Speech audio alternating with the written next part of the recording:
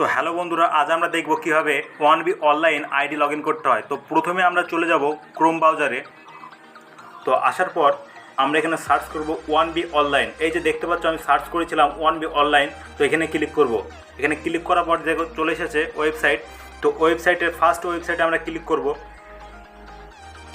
Click করার পর এই যে দেখতে পাচ্ছ ডান দিকে থ্রি ডট আছে, এই থ্রি ডটে আমরা ক্লিক করব। থ্রি ডটে ক্লিক করার পর একদম নিচের দিকের উপরে 2 নম্বর অপশানে দেখো লগ ইন অপশান দেওয়া আছে, এখানে আমরা ক্লিক করব। তারপর এই যে এখানে আমাদের ইউজার আইডি দেবো। ইউজার আইডি দেওয়ার পর আমরা আমাদের পাসওয়ার্ডটা দিয়ে দেবো। অ্যাকাউন্ট বানানোর সময় যে আমাদের পাসওয়ার্ডটা বানিয়েছিলাম সেই পাসওয়ার্ডটা আমরা এখানে দিয়ে দেবো। পাসওয়ার্ড দেওয়ার পর লগ ইন অপশানে ক্লিক করব। ঠিক এরকম ইন্টারফেস চলে আসবে। এরকম ইন্টারফেস আসার পর এই যে দেখতে পাচ্ছ এখানে তোমার সম্পূর্ণ ডকুমেন্টস চলে এসেছে, তোমার মোবাইল নাম্বার, ইমেল আইডির, এই যে এগুলো স্পন্সর আইডি।